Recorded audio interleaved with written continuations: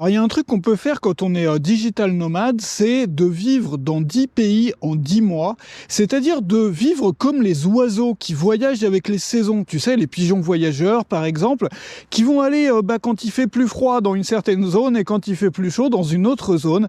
Et ça permet notamment d'échapper complètement à l'hiver, à la grisaille, et c'est probablement l'une des meilleures façons de voyager à plein temps.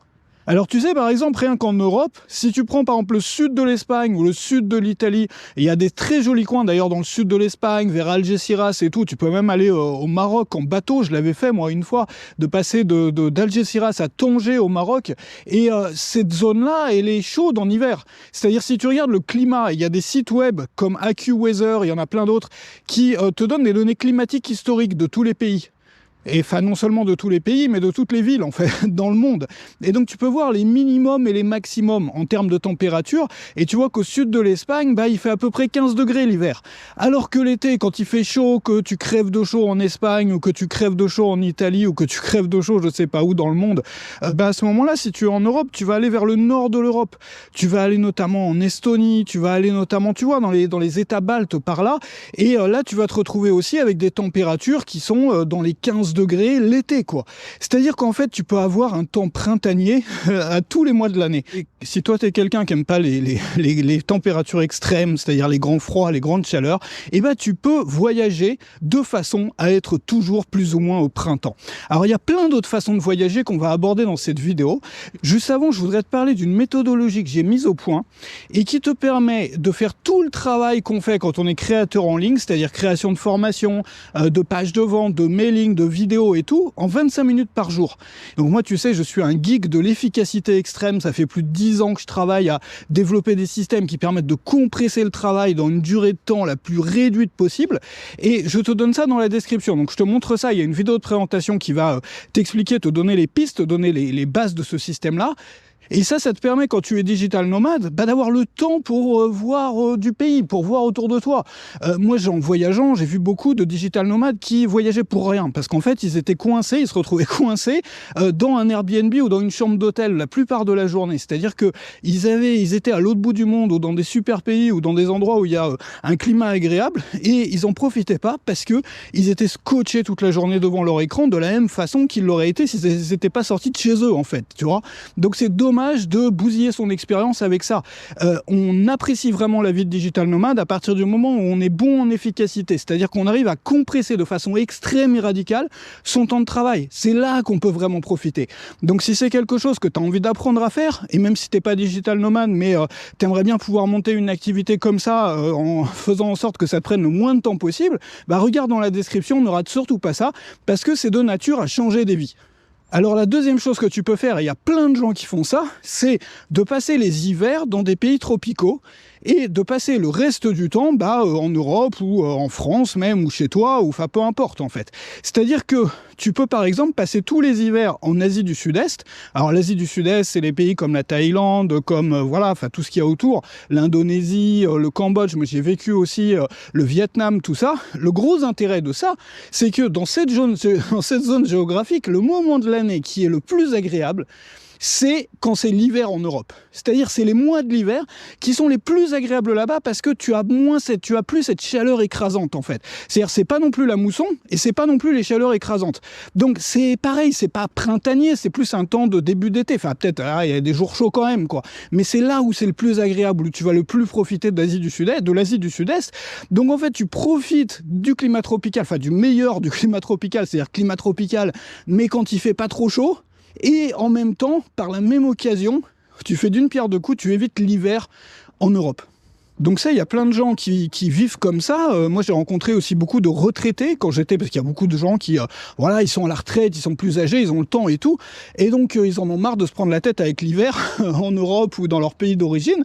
Donc, du coup, tous les hivers, ils ont cette habitude d'aller, en Thaïlande, à Bali, à machin, à truc. Enfin, tu vois, dans des climats qui sont, quand même plus agréables pour passer les hivers. Donc ça, c'est une excellente option aussi.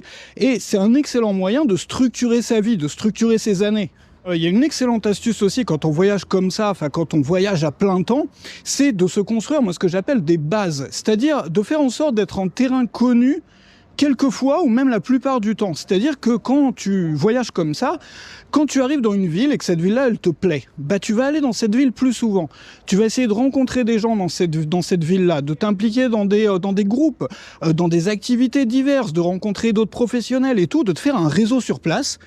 Et puis de te faire un peu tes petites habitudes, d'avoir tes restaurants préférés, d'avoir tes promenades ou tes rues préférées, etc. Même tes Airbnb préférés, si tu restes en Airbnb, ou tes hôtels préférés. Et du coup, bah, t'es en terrain connu. Tu vois, t'es pas toujours à l'aventure et tout, en train de découvrir des nouvelles choses. Et tu peux réguler comme ça, selon toi, ton besoin d'aventure et ton besoin de stabilité, entre guillemets. Bah, tu peux faire, par exemple, un mois dans des endroits que tu connais bien, dans lesquels tu as tes repères, où tu connais des gens. Et puis, tu alternes avec un mois de découverte dans des nouveaux endroits. Comme ça, tu as le meilleur des deux mondes, en fait. Tu vois, le meilleur de découvrir des nouveaux lieux et en même temps de se sentir un peu chez toi, quoi. Alors il y a un autre mode de voyage aussi que moi j'ai beaucoup fait à un moment, qui moi me plaît, c'est vraiment le mode de voyage qui me plaît le plus en fait, c'est de voyager sur des petites distances. Donc moi j'aime beaucoup voyager en train, et j'aime bien voyager sur des petites distances très rapidement, c'est-à-dire de passer une semaine par endroit.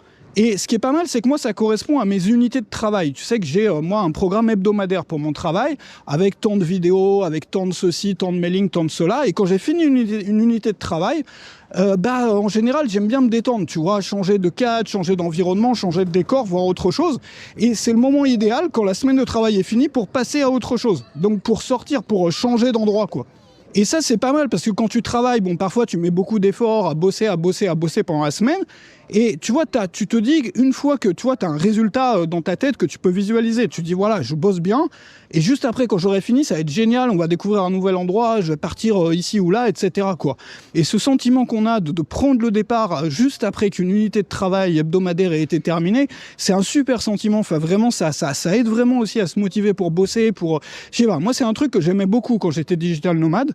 Et puis, ce qui est pas mal aussi, c'est d'alterner les petites villes avec les grandes villes. Parce que les semaines ou les moments dans ta semaine où tu travailles beaucoup, par exemple, je sais pas, tu fais des enregistrements, tu bosses, quoi. Bon, bah c'est mieux d'être dans des toutes petites villes. Pourquoi ? Parce que c'est des villes qui sont plus calmes, tu vas pas passer du temps dans les transports, dans les machins, dans les trucs. Tu vas rester aussi beaucoup plus à l'intérieur étant donné que tu vas bosser. Donc en fait, tu vois, c'est mieux de privilégier des petites villes. En plus, ça te coûte moins cher sur l'hébergement, sur tout ça. Et puis, quand tu as une semaine ou plusieurs jours dans lesquels tu n'as pas vraiment de boulot, là, tu vas rester dans des grandes villes ou dans des choses plus vastes, quoi. Donc ça, c'est la meilleure façon d'organiser les voyages rapides comme ça. Et ça, tu peux faire le tour d'Europe ou le tour d'une zone géographique comme ça, en passant de ville en ville, en ville, en ville. Et en fait, à chaque fois que tu es dans une petite ville, tu vas bosser plus, tu vois, tu vas te focaliser plus boulot. Et quand tu es dans une plus grande ville où il y a plein de choses à découvrir, là, tu vas organiser, c'est-à-dire tu vas synchroniser ton calendrier de travail avec tes voyages en fonction de petites villes, grandes villes. Et comme ça, tu vas de ville en ville, en ville, en ville, et tu peux faire le tour d'Europe ou le tour d'un pays ou d'une zone géographique facilement comme ça. Et puis après, il y a ce que je fais moi aujourd'hui, qui est pas vraiment du nomadisme, même pas du tout. C'est-à-dire moi aujourd'hui, moi j'ai une vie de voyage, d'expatriation, de tour du monde, de trucs comme ça. Et maintenant je me suis posé, c'est-à-dire j'ai acheté une maison à la campagne, une ferme que j'ai rénovée. Et je suis bien là. J'ai pas mal d'animaux, j'ai 7 chiens, j'ai 4 chats. Enfin tu vois, je me suis construit un petit paradis là. Et par contre, j'ai toujours un peu envie de voir du pays, quoi, parce que c'est dans le sang, quoi. Enfin quand t'as fait ça toute ta vie. Et donc ce que je fais, c'est que tous les week-ends, enfin pour moi les week-ends, j'ai 2 week-ends par semaine parce que j'ai une organisation un peu spéciale parce que je suis un fou d'efficacité, mais mon premier week-end de la semaine, si tu veux, je le passe dans l'une des villes qui est autour de chez moi. Donc là par exemple on est à Sibiu, on est en Roumanie, c'est une ville que j'aime beaucoup, que tu avais déjà vu dans d'autres vidéos. Et du coup, je tourne comme ça dans les villes qui sont autour de chez moi, je m'en fais des bases, c'est-à-dire de plus en plus, j'ai mes habitudes dans ces villes-là, j'ai mes endroits favoris, mes petits restos, mes petits trucs, tu vois. Et de temps en temps, je vais dans une nouvelle ville que je connais pas encore, pas du tout, pour voir ce qui se passe. Alors, c'est pas vraiment des week-ends, parce que je filme les vidéos, c'est-à-dire sur une matinée et un peu plus, enfin, tu vois, là, le premier jour de ces fameux week-ends, je filme mes vidéos en me promenant. Et ça me permet d'avoir aussi du matériel à publier, etc. C'est mieux de filmer, enfin je préfère aujourd'hui filmer les vidéos en marchant que les faire chez moi, quoi. Parce que l'inspiration vient plus facilement, enfin pour plein de raisons, quoi.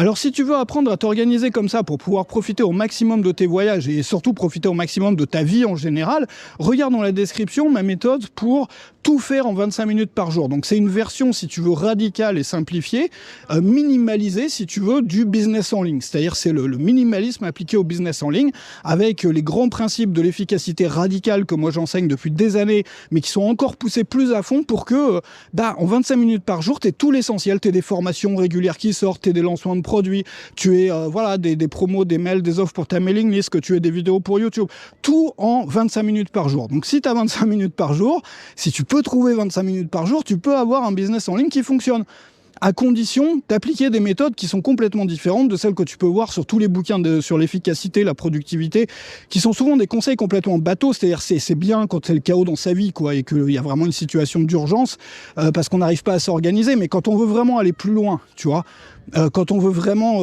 maximaliser la réduction du temps, ça marche pas, ce genre de truc. Donc il y a des méthodes radicales que moi j'ai développées sur plus de 10 années, que j'ai encore, tu vois, compressé encore plus, et elle se trouve dans la description. Donc ne rate surtout pas ça.